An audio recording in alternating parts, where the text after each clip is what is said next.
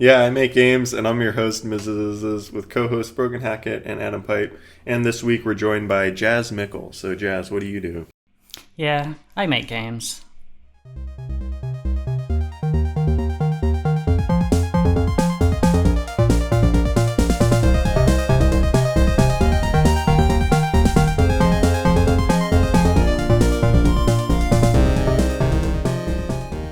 This episode was sponsored by Richard Hayes.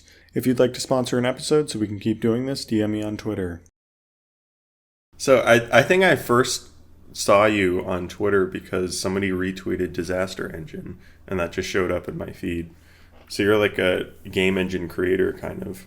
I guess I am now. Like, I make games and I write music, and those like the two things I was doing. Like, I kind of leaned more into making tools over time because, like, making tools is a ton of fun, and there's a lot of space for new useful tools to be made.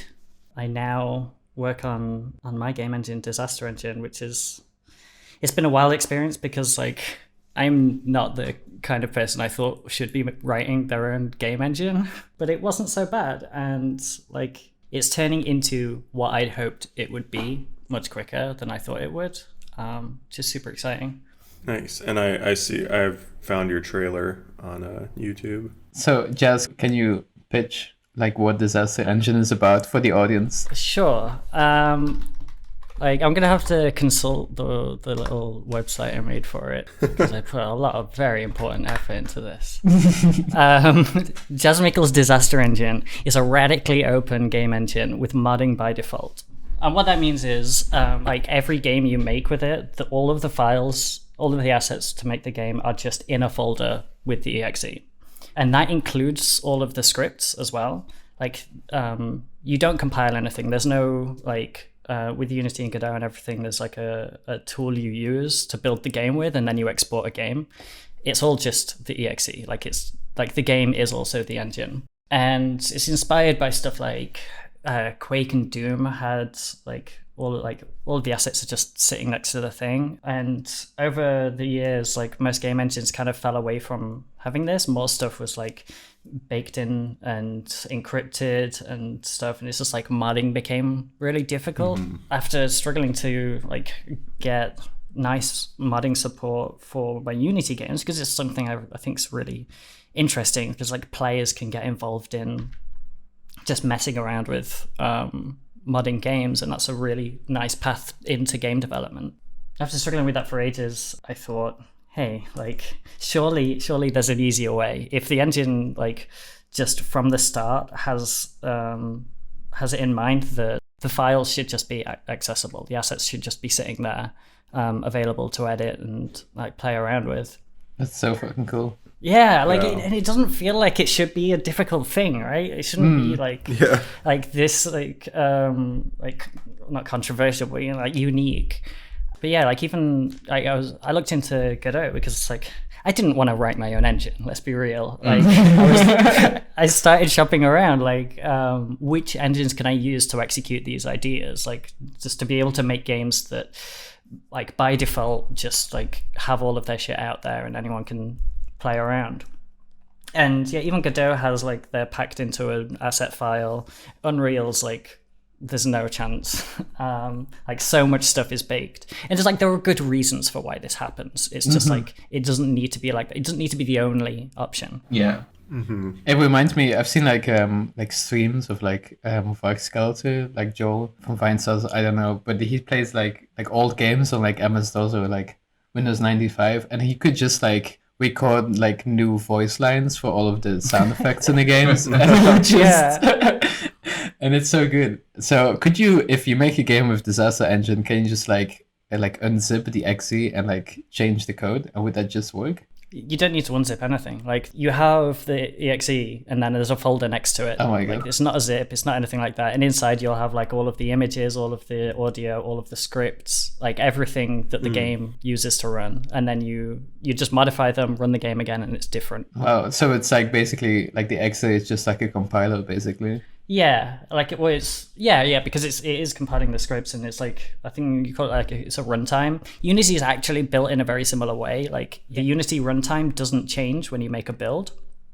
like it's just copying an existing runtime, and then like creates a DLL and assets and stuff that the exe then runs. But yeah, like you could almost imagine it like a console, and that folder is the cartridge for the game. Oh, that's fucking cool. Now I wanna like mod a disaster engine game.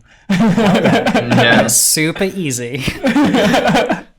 I like this top comment on your video, your trailer. The unity that this engine will bring to video games is truly epic, as they say. It's funny because at that time, two spoilers. One, that trailer was not made in Disaster Engine, and two, at the time, Disaster Engine was built on top of Unity. Right. Because I wanted to design the top level part of it, like what the developers would be interacting with.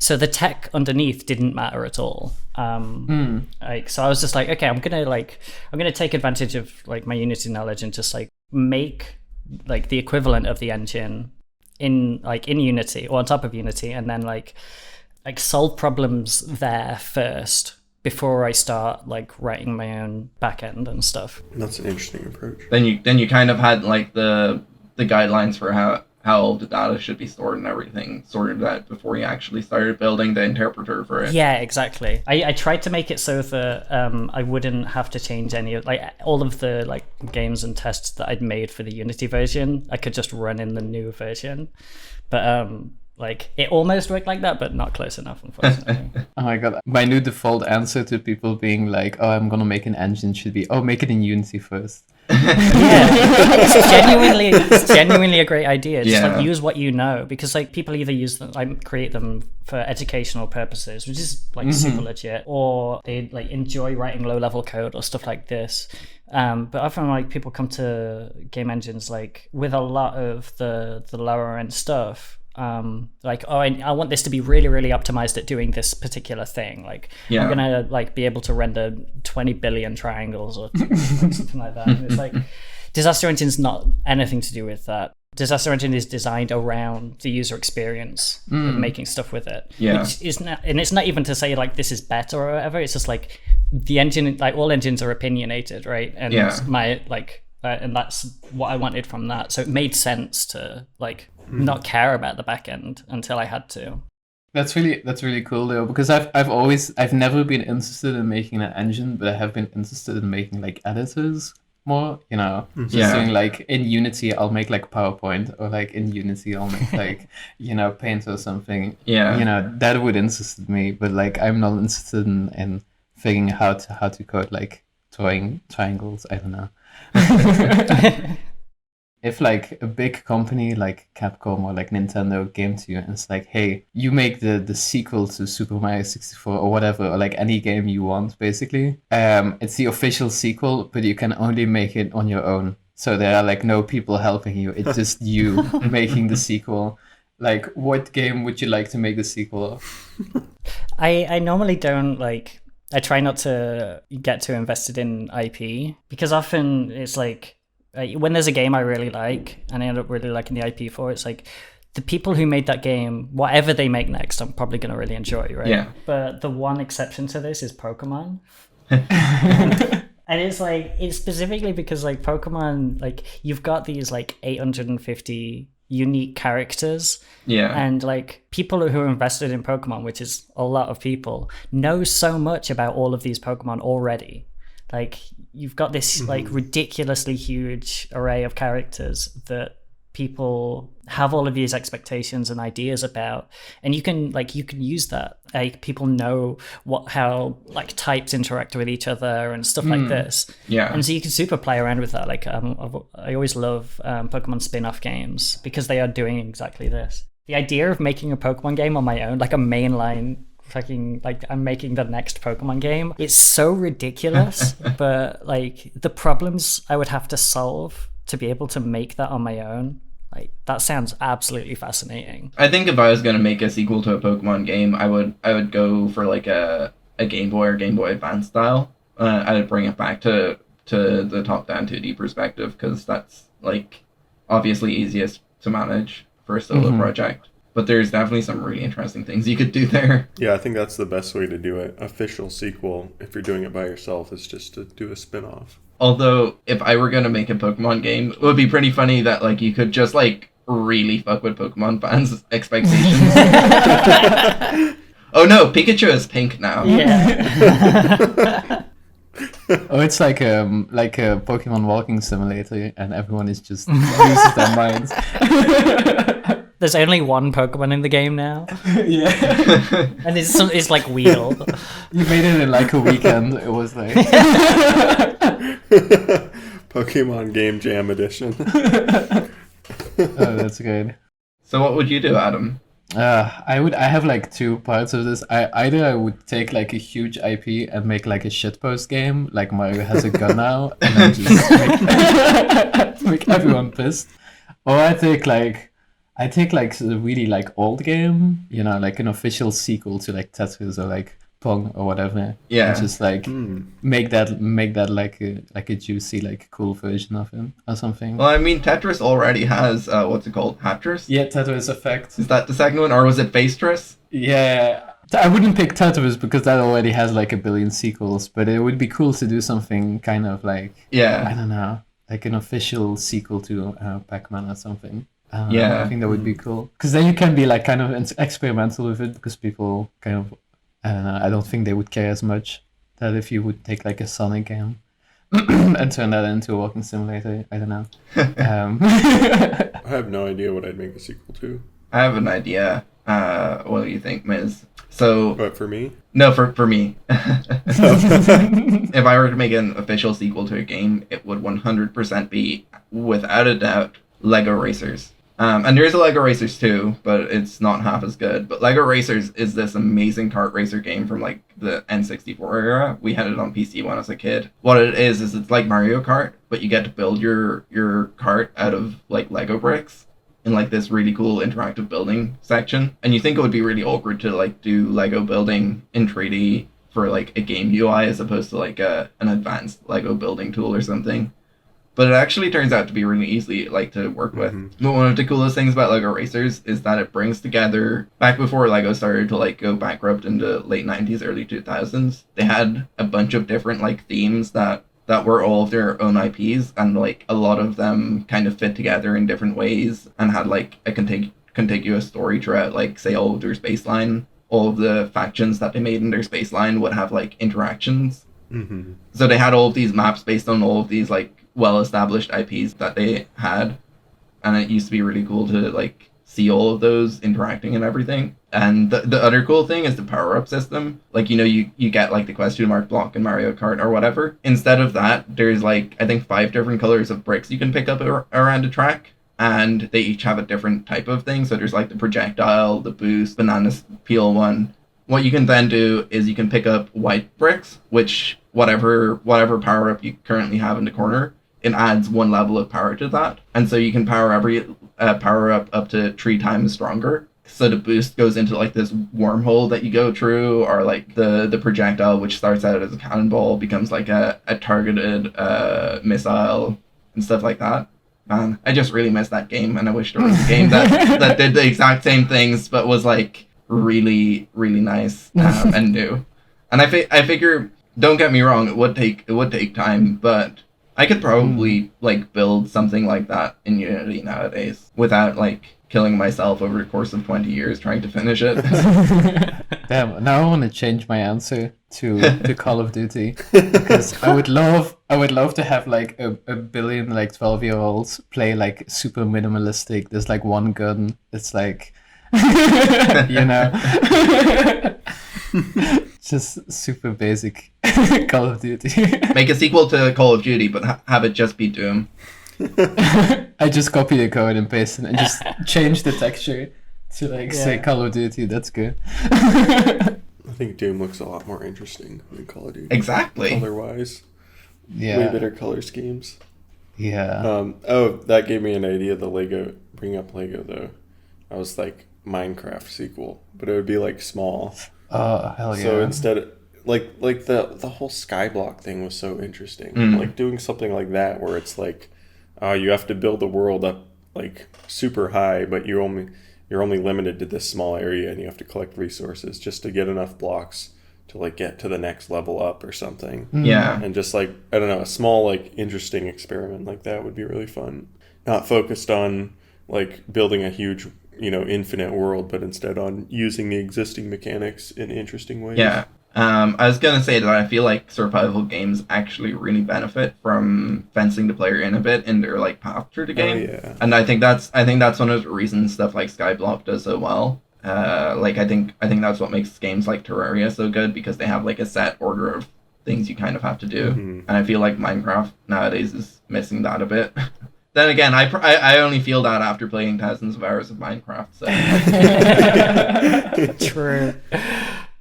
So this weekend, as of recording, we just finished Ludum Dare. Who entered and how did it go? Was it just the two of us, Breogan and me? Yeah, I think me and you are the only ones who at least finished the game for it. Yeah, I started one and I realized I'd overworked myself for the past week. A game jam experience. Yeah. I made sure to take a bit of a break beforehand. Yeah, I did the opposite of that. I was working more than I had done in months, like Wednesday, Thursday, Friday.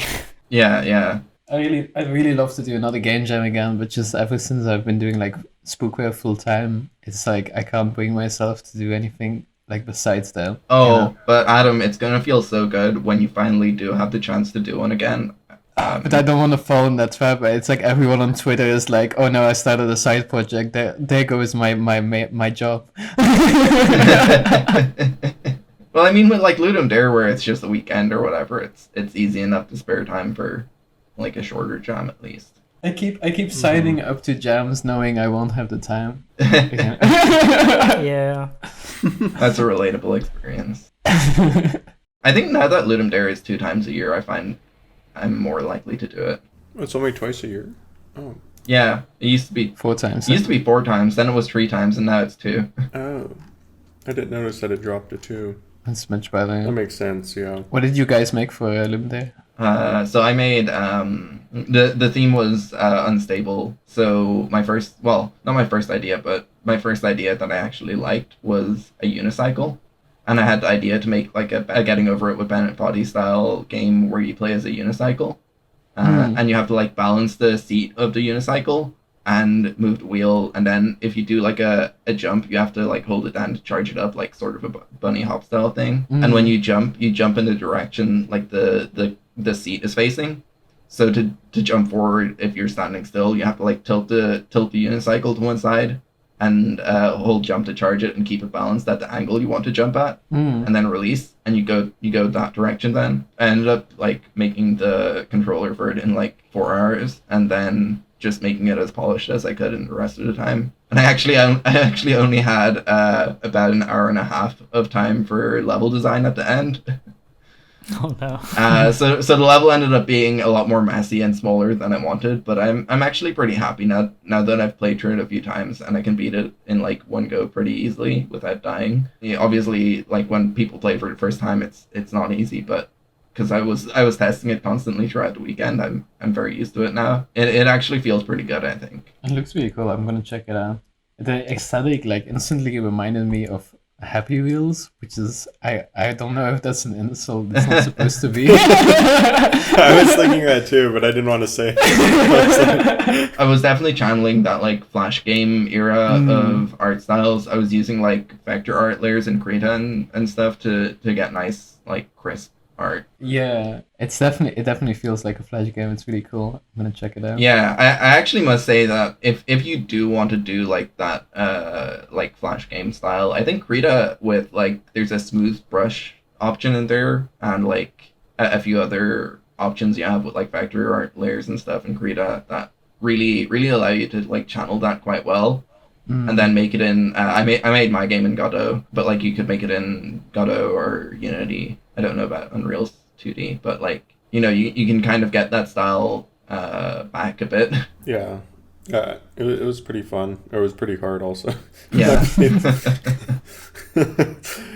Very difficult game. Oh yeah, I made 235, but the digits are written in Roman numerals, and it was kind of inspired by my last Ludum Dare entry, Endoparasitic. same like top down, like minimal art style. I wanted to do something horror, and like kind of the same approach of like last time. I was like, I wanted to do a survival horror, so I looked up like the main concepts of survival horror and tried to make a game that fit those. And then this time I was like, okay, doing horror, but I couldn't find like a clear definition of what horror was, so I just wrote down like a list of general horror game things I wanted to do, and then tried to make a game that fit that. I wanted like creepy atmosphere, monsters that try to kill you but you can't fight back. I wanted one puzzle and one jump scare, and I think that was everything. And then I came up with another weird movement system, because I've been getting kind of tired of like WASD and arrow key movement and wanting to do stuff that's different from that. Yeah, so I came up with like a wheelchair movement system where you use your mouse to like drag your character like forward or backwards, or the individual wheels to like turn, and that kind of thing. Yeah, it was pretty cool. I'm getting a lot of complaints about the movement though.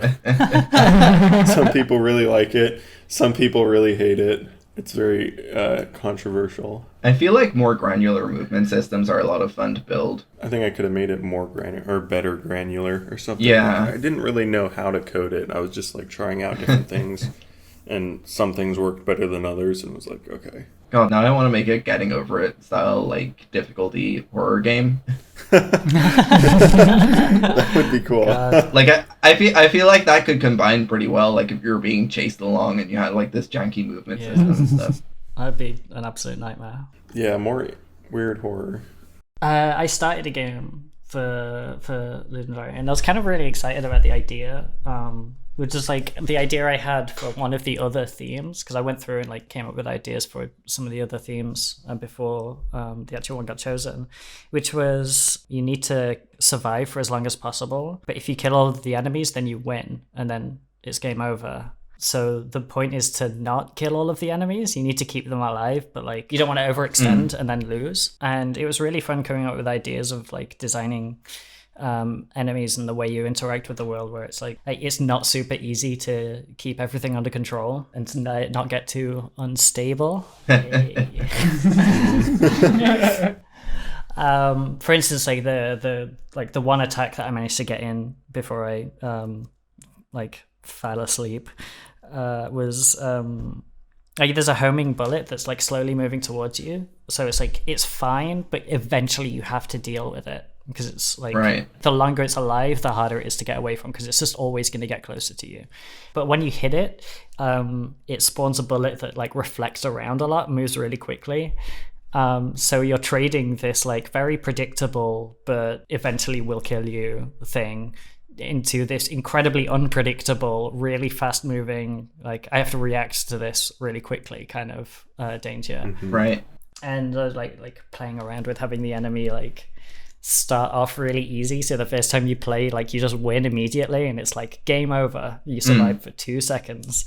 But then it's like you leave it alive, and then like the enemy just like actually gets angrier over time, as if it's frustrated that you're not like fighting back properly. Oh, that sounds really interesting. Yeah, I might still go for I might still try and finish it. I was like I'm really interested in the idea. Yeah, I would love to see how that plays. At the moment, pretty badly. I spent like 3 hours on it. But hey, I also made it in Disaster Engine, which was pretty fun. Yeah, so I wanted to, like, the reason I was like, I'm gonna do Ludum Dare, even though like I'd been working so hard, was because I wanted to have an excuse to finish a game in Disaster Engine. Yeah. I've been using it for a bunch of stuff, but like I've never finished anything, which is like, as much as I can say, oh yeah, Disaster Engine works and you can make stuff in it, until something is finished, I can't say that for sure, right? Like until you can release a thing, and that means you've gone through all of the steps necessary to make a game, to verify everything works. So I thought Game Jam would be perfect for it. Yeah, that didn't work out so well. But nothing to do with the engine. Yeah, it would be really cool to see a finished game in Disaster Engine soon. I'm trying, okay? God. You just gotta keep entering more game jams. Eventually you'll finish one. True. And I don't think there are that many people that make engines that also actually finish games for them. So That's true. Yeah. I think it's kind of like a quality of the way I'm already just back to talking about my own engine. Cool. I think it's a quality of the way I designed it, like what I was saying before about like the kind of like top-down design, where it's like I didn't care about the back end until I knew how you like work with the engine. Mm-hmm. Like it's gotten to the point of being able to make games quicker because I didn't care about making the most optimized, coolest like technology that's running it, because I spent all my time designing this what you need to do to make games with it. Yeah. Adam, what would you have made if you participated? If I participate in Ludum Dare, I have a few ideas that I just have like open and like ready to make. But it's like one I really want to do, but oh no, there's a team, right, in Ludum Dare. I don't know. I would have never followed the team. I usually never follow the team in Ludum Dare anyways. You just kind of shoehorn it in at the end, right? Yeah. I don't know. I'm kind of anti Ludum Dare because it's too big or something. I don't know. Okay. It's too mainstream. It's too mainstream. Yeah, exactly. No, I don't know. I want to make like a horror game that's like in Google Maps. That's what I would have made probably. That sounds very interesting. Yeah. I basically want to like recreate like the Street View movement system as like a horror game, basically. And it's like, yeah, just that.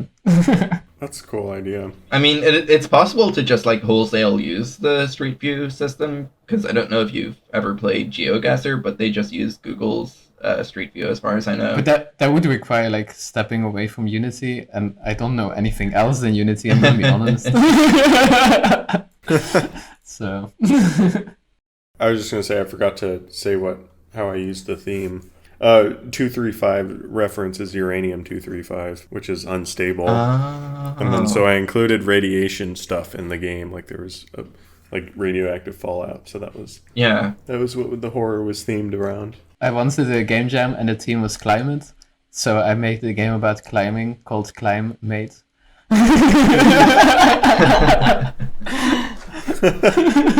What was the idea for like when the theme came up? One of my ideas was it's about a character called Un, and they have a table, so it's Un's table. I came up with my name really quickly once I came up with the unicycle idea, because my name is just Unicycle or Unistable, which actually means something else from looking it up on Wikipedia, but I think the point gets across. But yeah, so my question, considering Adam was just talking about only knowing how to use Unity, basically, and also talking about how Ludum Dare is so big that he's kind of against it. What's wrong with Unity nowadays? So much. I'm gonna preface my answer with two things. Like, first, I just said I only know Unity, so it's going to discredit anything I say because it just... You don't know anything better. I don't know anything better, and it's true. But I don't know, I really like Unity. Maybe it's like Stockholm Syndrome, but it's like, I don't know, I still think it's always good to just go for the thing that's most mainstream when it comes to tools, just because like 1 billion people are using it, and then you'll always have answers to every question. And I know that like the Godot community is like obsessively like committed to answering every question, but I don't know, it still feels too new, I guess. I hope one day like Godot buys Unity. That would be cool.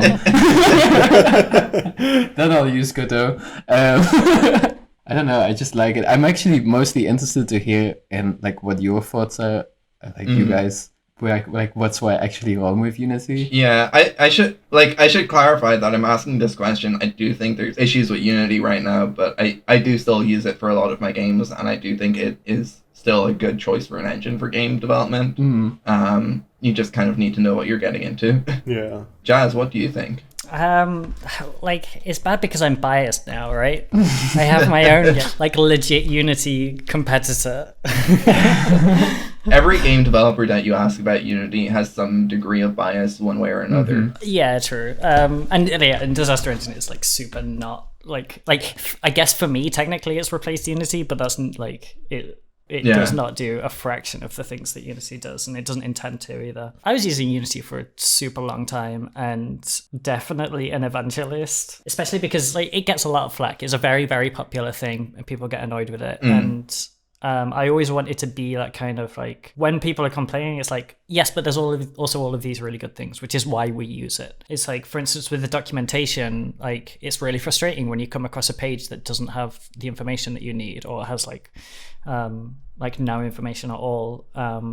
However, the reason that that's like so obvious a problem, like when it comes up, is because the rest of the documentation is really good. Yeah. Like, if it just had no documentation whatsoever, or bad overall, you wouldn't hear so many complaints about it, because it's like, it's not a surprise at that point. And this is true, like, at least like 5 years ago or whatever, it's like, it's true for most Unity complaints. It's like, Unity does all of these things pretty well, so when you come across a problem, it's extra frustrating. But yeah, over the past 5 or so years, people were saying this, they were adding features and then never finishing them, right?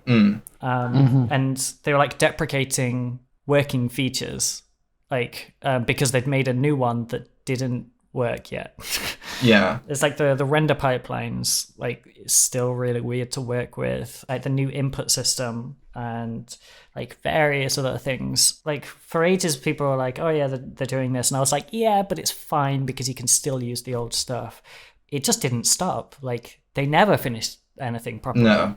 And they kept adding more, and it just got to the point of ridiculousness. I was spending more time learning what not to use than learning to use Unity well. And thankfully, like, Unity is really great for building tools in. I think that's still true now. It was mostly like my time spent in Unity was like making tools to that I was making my games with, or sharing with other people. Yeah. And like that was always a great experience, and that's like you avoid a lot of Unity problems by doing this as well, because it's like, oh, I want to execute this thing instead of struggling with a system that's not working. I can make a tool to do it for you. Definitely in Unity, you have to rely on tools made by other people to do things that probably the engine should be doing by itself. Yeah. It's really interesting though, because I don't use any tools, and I don't know, I've always, the reason why I always liked Unity is because I feel like if you really just only want to make a game, it just works, kind of. But I've never used like any of like the more advanced stuff, like whatever they're working on nowadays is like, it's useful for like a few cases, but most people are probably going to be better off just using the old stuff. Which is probably why Unity is not a good engine.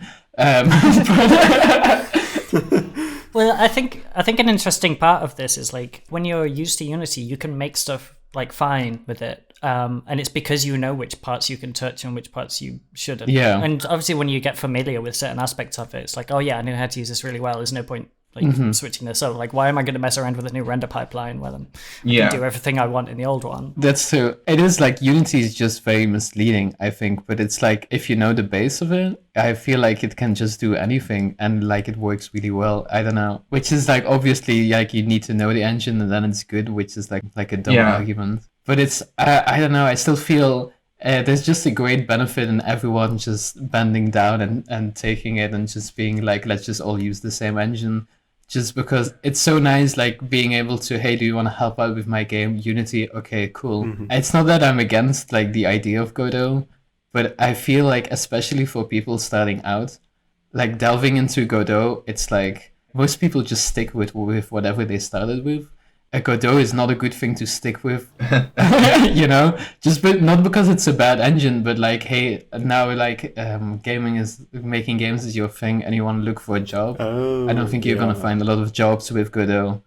Or like, hey, my game actually became a success, I'm gonna port it to console. Oh yeah, you know, that's why I'm worried about Godot. I think with Godot right now, the best use case for it is people who have already been making games for a while and know about game architecture and can come to understand like the node system and everything, and are able to read documentation well and don't have to rely on like a video tutorial to teach them the entire interface and stuff like that. Which is why, like, me, after I think it was 7 years of Unity that I'd been doing, when I moved on to Godot and like and started messing with it for 2D games, like it felt really good for me.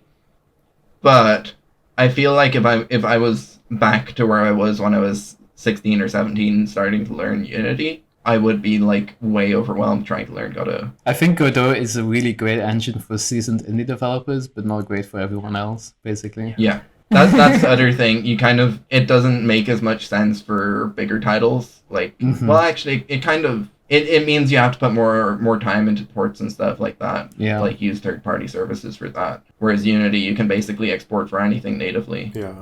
Yeah, those are good points about Godot. Like, I mean, also that they're still in the process of, like, actively changing a lot of core things, so it, like, breaks breaks compatibility every release. Like, yeah, main core functions change, things like that. Like, I remember I started with like 2.1 or whatever it was, and then they changed everything. So instead of doing like a get position, you would just do dot position. And like if you wanted to get the position of something, that like completely broke a project I had to like change every single mention.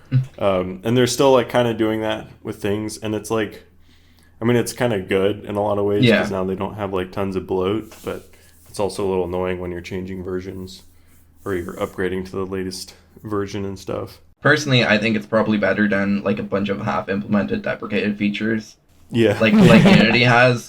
I'm going to say one thing about Unity that I do generally hate, because it's like there's so much stuff of like the new stuff and deprecated stuff that you can just like ignore, and you can keep going with that base for like 10 more years, definitely, which is why I like it. But like the only thing that I'm really mad about is just their web support is shit. I don't know why they're never going to fix that. It just doesn't make any sense. And online as well, I guess. Remember Unity Web Player? And that was like everywhere. Yeah. And it was like so easy. Like you just use Unity Web Player, and there's like I have like probably 10 games that have Unity Web Player that no one can play ever again now. Unless you download some really old version of Internet Explorer. I have on my itch dashboard, every time I look through all of my games, there's like at least 5 games there that I just had to like hide because they run on Unity Web Player.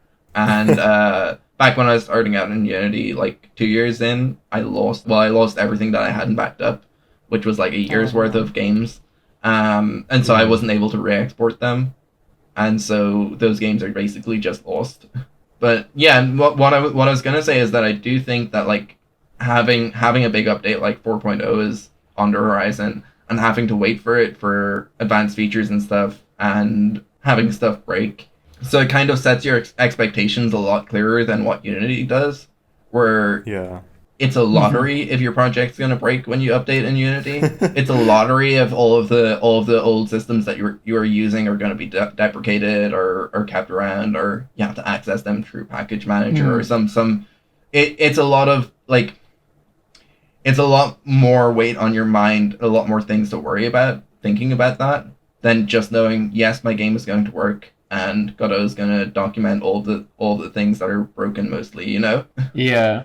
Although I will say that in my experience, I've never used a Unity feature that is like out of preview, and then like updated the project and then broke. I don't know, maybe that happens to some people. Unity does, well, at least I remember it used to have a lot of automatic update systems. Yeah. So old scripts would be like, it would change old syntax or whatever. Yeah. Automatically, which is super nice. Yeah, definitely. Yeah, it's just there's still definitely cases where your game is possibly gonna break and you have no fucking clue. Which, I mean, the LTS versions do kind of solve that in some ways, but there's also like new features that maybe you would want to use that are stuck behind later releases. And then you're forced into an update again. I hope, like, me personally, my dream is just being able to do, like, make everything with, like, the engine I'm using. And I feel like Unity is close to that, but, like, stuff like the web stuff just being shit, like, kind of breaks that dream. Because I'd love to just, like, make websites in Unity, you know, that would be awesome. But, like, it can't, because it's shit. This is one of the awesome things about Flash was, like, and I think that, like, any tool that is exporting to web, it's true for, you aren't limited to just making games or whatever. The kind of experience you can make just as a little web page is so much wider, because like you don't have to download a thing, you don't have to run it, anything like that. Exactly. And it's like a huge thing missing, I think, from like Unity having terrible web support is like something that really sucks. I actually released the web build of my Ludum Dare game because I was working in Godot, when normally I just do it download, even though it gets you less ratings, because Unity is just so much of a headache to get web builds working right.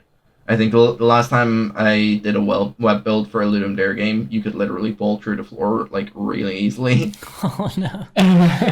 You know, that's really weird, by the way, that you mentioned that, because I feel like Itch has... I used to always make it for web because that did better, but now I feel like it's opposite for me. Like, doing games that are downloaded perform better than web for some reason. I don't know why. I think it depends on the scale of the project as well. Like, if you're making a half-hour-long horror game, people want to download that, you know? Whereas if you're making like a silly physics 2D platformer or whatever like I made, it makes a lot of sense to make that a web game. Yeah.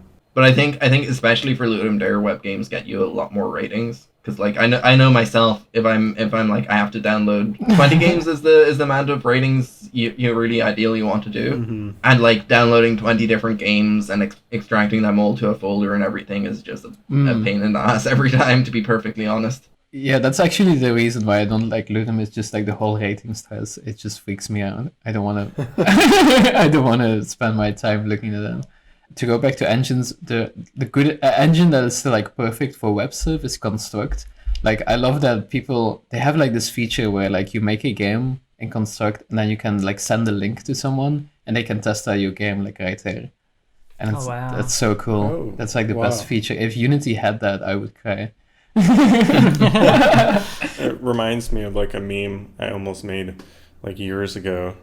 I was going to do a joke about how, or it's like a big engine releases a new feature and then Unity comes out and says, we have that feature too on the asset store. Somebody else made it and you can buy it for $50. We have such a great community. Download ray tracing. Yeah. The other thing that no engine has, but the engine should have, take notes, Jazz, is I want to have like a Google Doc style multiplayer engine. That would be super cool. Like, just an engine. Everyone has a little mouse and they just work together on a game. There are two engines that definitely do this already. Really? Which is Roblox.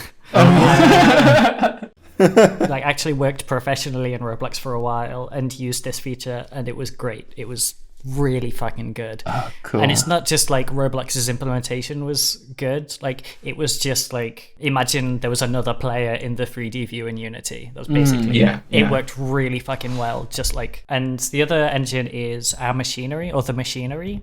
Oh, I've heard about that at least. Yeah, it's a really cool looking engine. Their whole like, some underlying part of their tech, like the data system, I think they call it the truth, is just like specially designed for serialization and networking and stuff. They kind of, not for free, but they get like online multiplayer networking stuff pretty easily. Yeah. And so they're putting that into the editor itself. And that seems really, really exciting. I do love that engine's like dedication to like naming things aesthetically as opposed to like logically. They seem like super, super cool people as well. Like, they've got a podcast that I've been listening to, and like, I've been following a bunch of stuff on it just because, like, I think I found them just looking up tool design videos and stuff like this. And they have a really, really cool approach to their engine, and I'm super excited to see what comes of it. It's like, they released their pricing not too long ago, and that was the bit I was worried about, because like, if they were targeting enterprise or like just big companies or whatever, it's just going to be inaccessible pricing or whatever. But it turned out to be super, super good licensing, like better than Unity. That's another thing. Like, you can't just buy Unity Pro anymore. Oh yeah. And it wouldn't be so bad if it's like the one feature is the splash screen. Yeah. It's literally the only thing that matters. Yeah. And because every big game like will put the game engine splash screen on. Why is Unity like forcing it upon the small games? Like, it makes no sense. Yeah, and the whole thing is that's bad advertising, because then all the worst games have their logo there, and all the good games don't. Yeah. It makes no sense. Should we talk about the military stuff too? Oh yeah, no, that's a really important. Yeah. On all levels, like ethical and like Unity is like shit, you know. But if you want to make a game, like, you gotta commit some crimes, I guess. But yeah. I mean, one of the big like parts of this is that Unity isn't like, I mean, I guess it never was, but it like about 5 years ago or so, it was the kind of the only option, right? Yeah. If you couldn't run Unreal, then you had to use Unity. Yeah. Now there are more options, like, and super viable options. Like, Game Maker is much more powerful now. You've got Construct, you've got Godot is like a legit competitor. Unreal's improving all the time for smaller devs. I love that it's happening. It's just I would still recommend people Unity just because I don't know if they're starting out, or like in most cases they're better off. Yeah, and I think like Yeah. there's definitely truth to that, but it's also like there's super legit moral opposition to Unity. Yeah. And if that will prevent you from using it, which I think like is like incredibly legit, then there are options. Like, you aren't like, oh, I can't make games now. Or I can't even, it's not even like I have a specific kind of game that I want to make and Unity was the best option. It's like, well, no matter what you want to make, Unity isn't the only way to make it anymore. It just bothers me when like recently, like the guy who made Downfall on Twitter asked like, so what engine should I use? I've been using GameMaker. And just like the amount of people that were still like, oh, you should check out Godot. And it's like, yeah, but I want to port to console. It's like, yeah, no, you can figure it out and stuff. And it's like, I feel like all those people, they're just doing it because they kind of want to fight for this, like the idea that Godot is there's like a you know, the fight against Unity and stuff, which is great because that is what it is ultimately.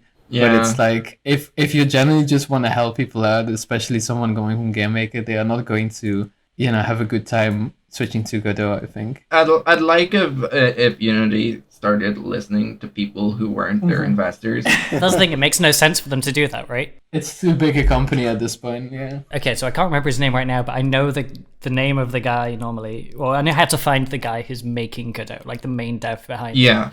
I couldn't tell you any of the people at Unity that actually make any decisions there. Yeah. I don't think I would be able to find that information out. I went to like the Unity offices in Montreal with our school ones, and I could like talk to the people that actually made Unity, and that was super, yeah, that was exciting because I could actually ask like just like super specific stuff, like are they going to do something with like the tiny editor, or are they going to do something with like web stuff? And they would just answer me like stuff you can't. They would just be like, oh no, we're working on this now, sorry.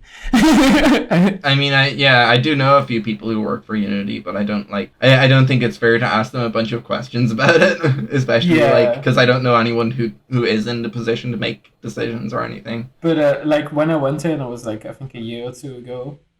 They were basically like, oh yeah, we're going to change everything to dots. And I was like, oh no. Oh god, I'd like erased dots from my memory. If they had actually gone ahead and done that, it would have killed the indie scene for Unity, I think. Yeah, that would have definitely killed Unity. And it's good that they support dot just because it's like it makes the people who think Unreal is a better engine happy, I guess. But but it definitely, like the implementation of it, from what I know, it's definitely more like they did it because they want to have that excuse and less like it's really good, I think. Yeah. Related to military, I was just going to mention, I remember reading Masters of Doom about when Doom came out, the military was like interested in using their engine also for like training and stuff, and they were like, that's funny, sure. Do whatever you want, because they could just mod it. It was like, yeah, do whatever you want. Get one of your army nerds to make a WAD where you're killing a bunch of people in countries that aren't America. Go ahead, do it. Wait, I want to say one thing before we move on, just to make some people angry in the comments. Like, fuck Unreal, it's a bad engine. Okay. Speaking of game engines, because we haven't talked about this enough yet, if you were to move away from the engine that you're currently using, what features or tools, etc., of an engine would make you interested in trying it? Part of the impetus for this question is like the big three or whatever, like with Unreal, Unity, and Godot. They're all targeting, like they're all kind of trying to do everything, right? Like each of them has their particular qualities, but at the end of the day, they're all for making medium to big 3D games. There are smaller game engines that are much more opinionated with like Pico 8 is like a fantasy console, as it's described. There's a very particular thing you make with Pico 8, and like Game Maker has like a completely different set of strengths, etc. Is there something about an engine or like a fantasy feature that you would want that would be like, oh yeah, I'm actually really curious about that? I already answered this kind of with like doing the live collaboration thing. But other than that, I would really like an engine that's just like incredibly juicy to use. Like just the editor, like every button squishes and like makes a sound. And like if you open like the stamp editor, it's like a different song or something, you know? That would be basically WarioWare do it yourself. That would be good. Yeah, every time I have to go through and individually edit something on a bunch of objects or whatever, I would love for that to feel a lot more satisfying than it currently does. An engine that's more about just like very nice user experience, that would be cool. Even if it isn't like a powerful engine or you can do a lot of it, just like if the act of working on it is just like fun and like a game, I think that would be cool. Yeah. I don't feel like this is something that any of the major engines right now really has a solid approach to. Is just like a proper set of level design tools for like at least whiteboxing, you know? Like my time with Unity, especially for 3D projects, has been improved so much since I started using real-time CSG, for example. Which reminds me, actually, I need to try out the CSG workflow in Godot with that. I'm not sure how well implemented that is and everything. It's pretty neat. I tried it out a while ago, and I didn't have a great experience with it, but maybe it's something that, as you get used to, you like can work around the quirks. I feel like almost every editor should have a separate level design mode where you just like go full screen on the game view, and you can keep adding stuff really easily, and like nothing quite handles it to the degree that I would like.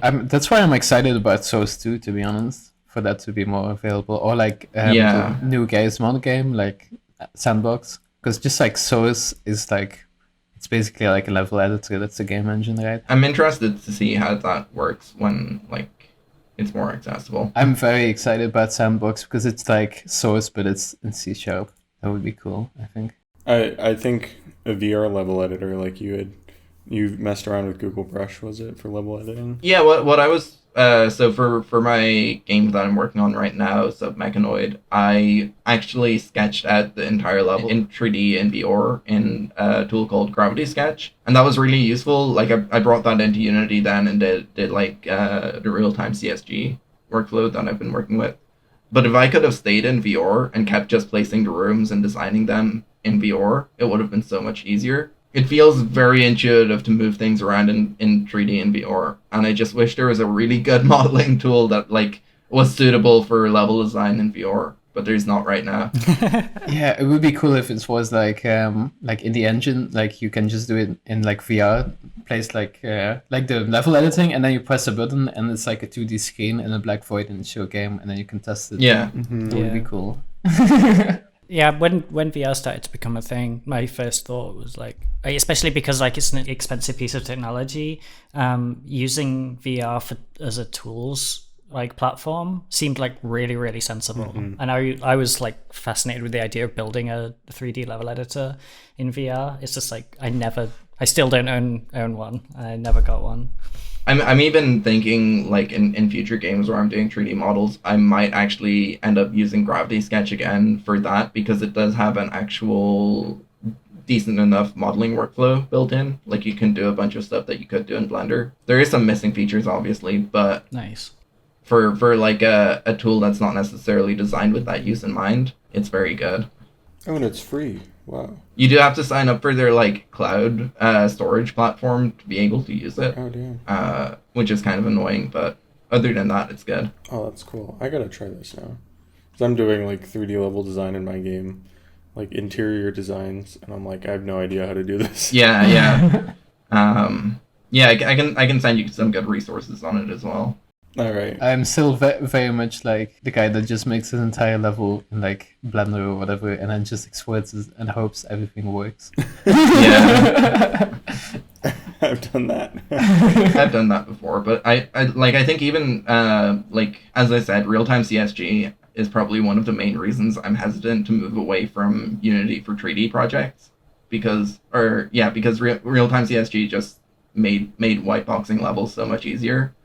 and like then you can export that, and you can like redo the mesh nicely and add like all of the detail you need. And it doesn't have that repetitive modular look either. Yeah, true. Like recently I've moved more to like the thing where I make some modular pieces in Blender and then just put in and like make the actual level in Unity, and it gets closer to that CSG workflow, because sometimes your modular piece is more like a cube and then you just start modeling with cubes, you know? Yeah. And at that point you're just doing CSG. But yeah, I should learn it, to be honest. Engine that I would use. Something with like a weird tech, like something interesting and weird. Like, have you seen that like super granular voxel engine somebody's working on? It's like the screenshot with like the leaves and stuff blowing in the wind. It's all voxels. Yeah. I was actually reading a blog post by the guy who's making that recently about like the architecture and how he's designing to like actually have a realistic method for rendering voxels that is extensible and could potentially be the foundation for a bunch of future voxel technology. Actually, I'm interested in trying out Dreams, not for like the engine or whatever, but just because of like how fuzzy everything looks. Yeah, that kind of tech, like something like weird and interesting. It looks so nice and so interesting, and there's like actual physics in it, like you can see fluid physics, and it's just like to make a game in this kind of tech, just because it looks so different than anything I'm used to, right? Just to do something so different like that. There's a really, really cool recent video from that project that shows like an even higher definition voxel, down to the millimeter voxels, you know? If that can potentially be like the scale at which the voxels are running, it is very, very exciting. Yeah. I mean, I kind of like the more chunky look of the previous one, but that's pretty cool too. Yeah, that's the thing. But this guy is making it so you can do like both of those, and it seems like he's trying to make a really flexible engine out of it, which is very exciting, because like I would totally try and make a game in that if it like had a proper release. Yeah, this would be like just something where you like get a really interesting tech, and then it's just like make a game in this with a completely different rendering engine. Yeah. Something like different and strange. Like, what if there was a 3D engine with no lighting or shadows, everything was flat colored, and it's just like, this is the game engine. That is Disaster Engine. Mainly because I haven't implemented lighting yet. I've used that as a constraint for some of my games in the past. That was an aesthetic choice, not a necessity. What's a game you played recently that you liked something about it? I have been playing so much Minecraft recently. I've been playing like modded Minecraft, which is a whole experience. And it's fun because like, especially when you're playing with like tons and tons and tons of mods, which is kind of like how you play modded Minecraft. Like, you turn Minecraft from this like this game where everything works really well together, everything makes a lot of sense, into this mess of stuff where like some parts of it like look terrible, some parts of it look amazing, like some bits work well, some bits work like awfully, and it's like you start picking and choosing the bits that you know that you like and like playing around with those. There are so many cool like little ideas, a bunch of mods that I would love to see explored in other games. Yeah. And even just like one of the neat things about Minecraft mods is Minecraft is such a open sandbox experience that like changing some of the rules of it is like immediately fascinating. Yeah. One of the mods I was playing recently has a system where you can't craft recipes from specific other mods until you unlock them. Oh yeah, Like, it's wild, like because normally you just have access to everything immediately, and like there's a lot of like really OP things you can get access to, and it's just like quickly like blast through the progression of the game, which is fine because like with modded stuff you just want to get to playing around with the new things rather than playing through vanilla Minecraft again. But the idea of locking out the mods and like until you unlock them, you have to unlock them specifically one at a time, is like, oh, now I've got to play with this one mod that I've unlocked until that means you get to explore like specific ones a lot more, especially ones that you like probably wouldn't try out on their own, which is like a fascinating idea of just like, you have a game with so like a ridiculous amount of content, you can just like arbitrarily lock all of it out. I think, yeah, I've always shied away from modding Minecraft, mainly because like I'm happy enough with the base game. Like I could keep myself contented with that for a long time. But the other thing is that I feel like you were saying, and in a good way, you were saying that like all of these like messy concepts and things that don't necessarily fit together properly added on top. That always seemed like a bad experience for me playing, and I always felt like I don't know how much I can trust in the mod developers' game design skills and like how that's going to affect the game.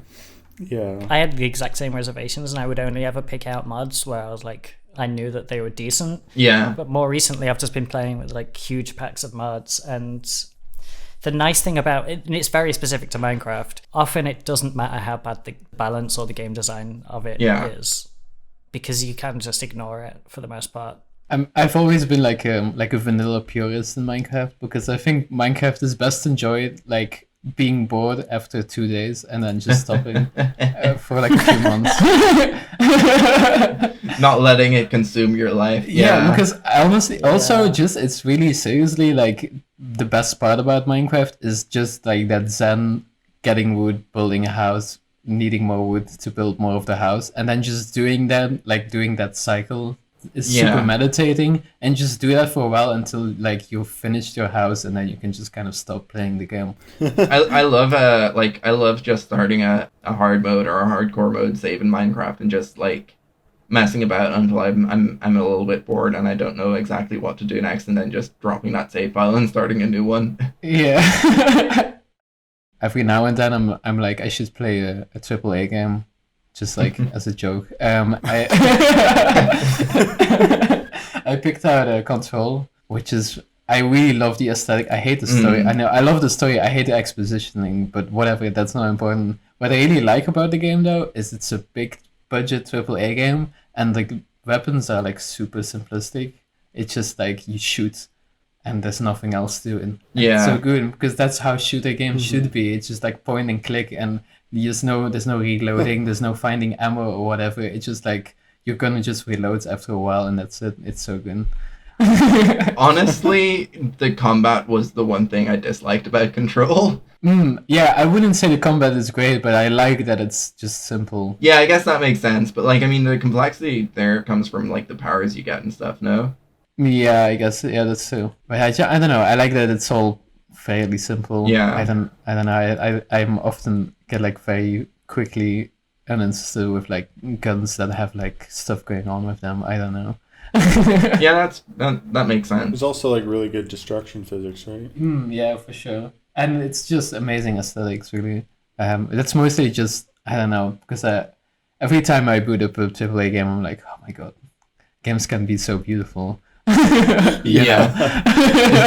especially with like RTX stuff enabled for Control. Yeah. Like that game was very clearly designed to be able to be played with RTX. I don't understand how the reflections work. How there's like your sign and you can see like the reflection of the room behind it. I don't understand how that works. It's amazing to me. But it's interesting when you turn off RTX on that game and you have been playing with it on. It just looks wrong a lot of the time. And it's really hard to explain to me. The game feels like it was very specifically designed with RTX in mind, which is an interesting aspect of it, I think. Considering I think it's the only game I've seen where that actually like applies. For sure. And it's the perfect aesthetic as well for an RTX game. Yeah. Because everything is just concrete and that works perfectly with good lighting. I played the demo recently for a game called Grapple Dog, which is a really cute platformer where you play as a dog with a grappling hook. And it's a simple enough concept, but the execution is pitch perfect. It just feels so good. I think the one thing from it that I like is the game feel. It just feels like it controls exactly how I would want it to. Yeah, I really love that game. I didn't know it was released yet, actually. No, it's just a demo with like 4 levels. I have it on the mixtape, yeah. I made the music for that game. Really? Oh, really? I didn't know that. Yeah. No way. It's a small industry out there. Small world. Those songs are very good as well. Hell yeah. Thank you for that unprompted compliment.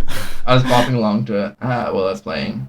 fits very well. Yeah, I'm having tons of fun writing the music to that. Like it's such a like, as you were saying, it's like the game feel of it is so fun, and like trying to match that with the music, like trying to go for kind of like 3D Sonic and Jet Set Radio kind of vibes. You really captured that very well. I wasn't expecting that to be the music style, but it's a pretty good choice for what it is. I think so. I've made music for a lot of the devs' games, and I feel like with his particular art style, which I love so much, it's like it'd be really easy to do chiptune for all of his games. Yeah. And every time I very specifically avoid that, and it's not even out of like I used to dislike chiptune, but like that's not really the case anymore. But I think it's like playing with that expectation is kind of fun, and like thinking about the game in a more abstract sense means like I can figure out a more fun style to go with. Yeah, no, I'll be the first to say that like chiptune rules, but I will also say that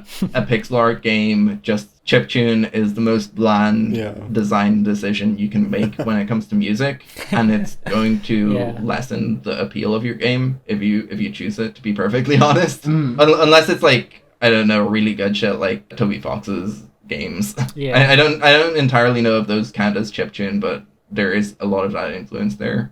Man, I just listened to like the trailer music. I've been sleeping on the music on this game now. It feels a bit like Calendar meets Jet Set Radio, if that makes sense.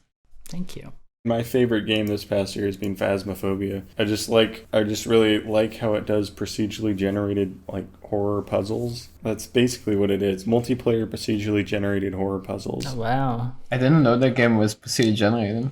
Yeah. I mean, you get the same houses, but the way to solve them is different every time. Like it's a random kind of ghost which requires different kinds of evidence, and you have to identify it. And so you have all these tools to figure it out. And yeah, I mean, that's basically summing it up, is procedurally generated horror puzzles. And like, it's just such an interesting idea, and I've been wanting to do something like that at some point. Just take that basic idea of procedurally generated horror puzzle kind of thing. I feel like I slept on that because it did so well, and I was like, I don't really have the energy for the big new game. When it got big, I'd also just recently discovered that I really don't enjoy Among Us, and that was like around the same time. So it was like I was kind of put off just by contextual things. Now that you've talked about it a little there, I really am interested to try it. Yeah, it's a lot of fun. I'm down to do it if you want to play. Well, I don't know if it's fun to play with someone who's played 100 hours. How many hours do I have? It's probably better to play with someone who doesn't know what they're doing. Yeah. I feel like that's always the case with like the big new game. Is at a certain moment it reaches so much popularity that the pitch like disappears, and it's just like you need to play the game because of this is the title. Yeah. But like you don't know what it's about anymore, and nobody knows what it's about anymore unless you've played it. You were talking about the Zen stuff of Minecraft. I just bring up Timberborn. I just played that recently. It's a lot of fun. Definitely, like, you just get in the zone building stuff. Have you seen Timberborn at all? No, I haven't looked into it, but I've heard good things. It's like a city building game where you're a beaver colony on a river. And there's like a river flowing through, and then there's a dry season where it dries up, and you have to like build dams to dam in the water so you can farm and like build up cities, and you have water wheels for powering things. It's a lumber punk, it's described as. I put in like, I don't know, 15 hours over a weekend without even noticing. It's just, you just get sucked into like designing and building, and I don't know, it makes me want to do a sim game. I never realized, like, it's so easy to just add a bunch of playtime to those kinds of games. Yeah. Like everyone, the whole discussion of like, oh, you should get $1 per hour per dollar spent on a game. It's like, well, that means every game's gonna be like this. I've been on a bit of a City Skylines kick recently, so it does seem like it might be a good option for me. Someone should make like a formula for the ultimate like long game length game with least effort. Procedurally generated roguelike. Yes, procedurally generated roguelike RPG with a lot of dialogue. City sim. I feel like that formula was already perfected in the mid 2010s and exploited by so many people to make so many roguelikes. What you do is you make a game that like you can't close it, and every time you start up your computer, it's automatically run. Every time you boot the game, it like takes your family as hostage. So this is how people start making viruses. Yeah. Yeah, it's all about the dollar to hour ratio. This is like people were talking about this when computers were invented. People who make viruses are just very frustrated with like the Steam refund policy. The one motivation. So that's why they're always attached to illegal downloads of games. You see my shitpost video about that? Yeah. It's like how to get around the 2-hour thing. I lost like 100 subscribers or something. You know what you should do? Actually, you go one step further, and it's like actual malware. Like it locks your computer for 2 hours, so like you're unable to refund the game. Just disconnects you from the internet. What things are you interested in making that aren't games? For me, I really enjoy making music videos for my banger tracks, because it's like a really fun, like, especially using game engines for this, like taking all the experience of making games in different visual styles, like, and turning that instead of it being a thing you play into just a single visual experience. One thing to think about is like particle effects, so like something that you add that's always in response to other things that's happening, like based off like what the player is doing. It's a really interesting, like, applying that to just a linear sequence of events, because instead of thinking about, oh yeah, I want the dust to do this over time or whatever, it's just like, oh no, at 3 seconds place a particle effect. It's just like a weird, like, different conceptualization of like how systems work. Another thing is I made a video a while back where it's like it looks like an operating system. I'm just controlling the whole thing. I just recorded my screen, it's like performed the music video, and that was a ton of fun, because it's like I would like record a take of it. I would figure out, oh no, I want different things to happen at these points, so then I change the game, and then go back and record it again. It's nice because like I don't have to do any editing or anything. It's just like like it takes as long as the song is to record the video. Like taking advantage of like making a game experience. It's like as if the music video is just a let's play or whatever. Yeah. But yeah, there's a ton of really, really cool stuff to explore with making music videos. It's also like you don't have to make a build of your game. As long as you can see what's happening and it works on your computer, it's fine. I've already said this in other episodes, but I know that I'm eventually going to try and make a movie, and I should try it on like a game engine as well, because I feel it's like the same thing, right? Music videos, movies, probably. I don't know. I think it would be fun to try and make something non-interactive, like a movie.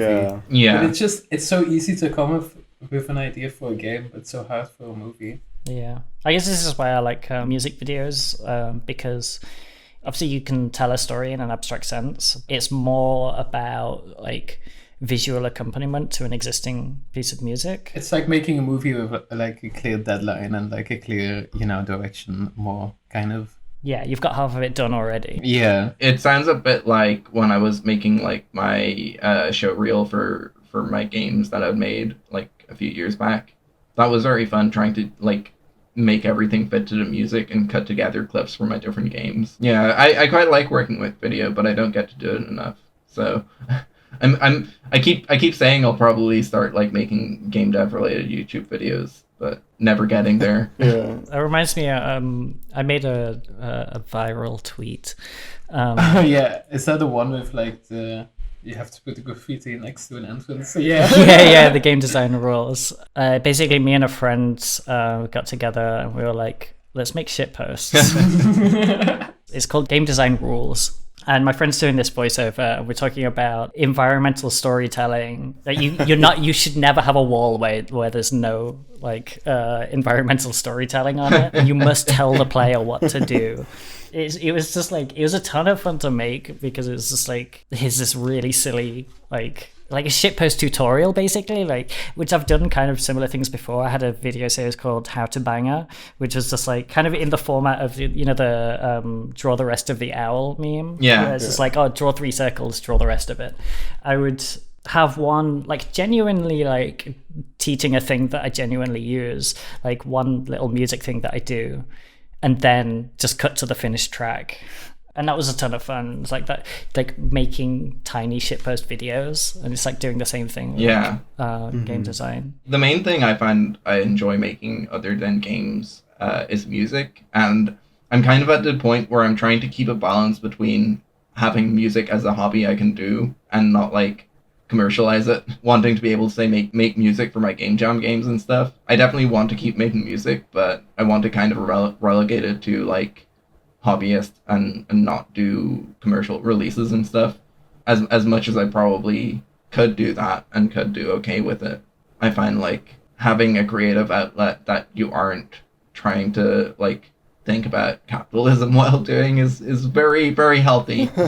I have this approach with my music where like I made that decision years and years and years ago where I was like, I'm not going to do this for a job, and continued to make music ever since, and it's always just been for me. But I also like, I release albums, but it's like the music that I write for them is never like I'm making this music to sell. And so when I'm putting the albums together, it's like I'm not making this album to sell it. I'm making this album to share it with people, because like it's like releasing a game where like if I just posted the music as MP3s you could just get or whatever, it kind of ruins the aesthetic of getting it. Like putting together an album is like a whole thing. You're making the album art, and you're designing this experience from start to finish. Like even just putting together the track list. It's like I want to provide that experience for people who want to listen to the music, so that it's actually like here's half an hour to an hour of music to sit down and listen to. But yeah, it was like releasing albums hasn't actually taken away from having it as a hobby, because it's just like a way to share the hobby, which is nice. Yeah, and I totally like want to release my music, just not commercially. I don't think you're totally right. It's nice to have as a hobby, and it's nice to be able to like put together the entire experience of like an album or an EP or whatever. What about you, Miz? I don't know if this counts, but making tools for games. It's the one we were talking about earlier. Like a 3D level designer. Like, I think it would be cool to just, once I learn some VR, just to make a plugin for Godot. You could just pop on a headset and like quickly build out some simple meshes for level design, and then take the headset off and run around, in the first person view or whatever. Just like some easy way to build out levels. That would be like such a useful thing. I think that would be amazing. So like tools, but then also I've thought about writing, like getting into writing fiction, stories and stuff. I think writing is such a cool thing that like most people don't think about with games. It's just kind of like I see so many game developers who are like, I want to do like story focused and like lots of characters, and they're making the game by themselves and they've never written anything before. And I'm like, it's probably not going to be very good. Yeah. That's why like whenever I do writing in my games, I just try to keep it like subtle and on the side, because I know it's not going to like be able to stand up on its own. Yeah. I've had that sort of same experience. I don't know. I feel like I try to keep one thing that is kind of at least somewhat separate from games that is a creative outlet, because like otherwise all of my time is spent thinking about games. I try to keep music as that, and obviously I do like the occasional song for a game or whatever, but writing is another thing that I would like to have that. On your point of the like tool development, I've done that a good bit. Like I was paid to work on a tool called Flat Game Maker, which is pretty cool. I don't know, I find that's more useful to like have as a part of the game making process, because if you get good at that, then you can make a tool for anything that you need as you're working on a game. And I'm slowly getting there. Like, I've thought about doing cooking tutorials also. I actually recorded a couple. I've been getting like really into cooking the past year. Hell yeah! Like, I could totally do videos on this. I just need to actually post them. You should put it on your main channel. Yeah. Main channel content. I've already made the separate channel. You can just do like, you can name the video title like how to make game development themed cookies, and it's just a cookie recipe. Making Unity logo cookies. And it's like before they bake, they look like the old logo, and then after you bake it, it looks like the new logo. And it's like, oh, sorry, these came out pretty bad. I'm gonna try again. and then you try again, and they come out as the Godot logo. Much better. And it's like, oh, these are perfect. Have a channel that's all Blender tutorials, but it's just about using an actual Blender. Yeah, actually, YouTube's recommendation algorithm, because I was looking up a bunch of Blender tutorials at one point. Now it keeps recommending me the tag Blenders And when I click on Blenders, it shows me Blender tutorials, content on Blender. Wow. But it's still called Blenders because obviously there was a mix-up in the system somewhere along the way, and now every piece of like Blender video content on YouTube gets tagged as Blenders. Good old software. It's so annoying, like when you want to look up something and you find out it's the names or for some random like enterprise tool. Yeah. And, like, let's look up cat videos. Welcome to Cat Videos, the new enterprise tool for cloud software development.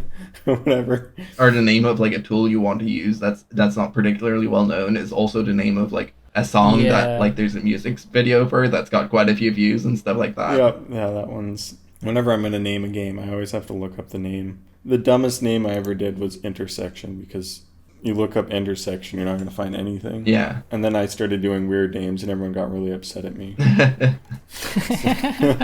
How dare you? Them is this and all of those ones, right? Thine shooteth.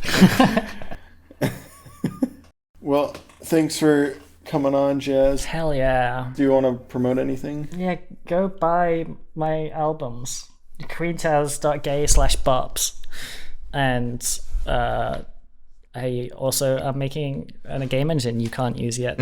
So get excited for that.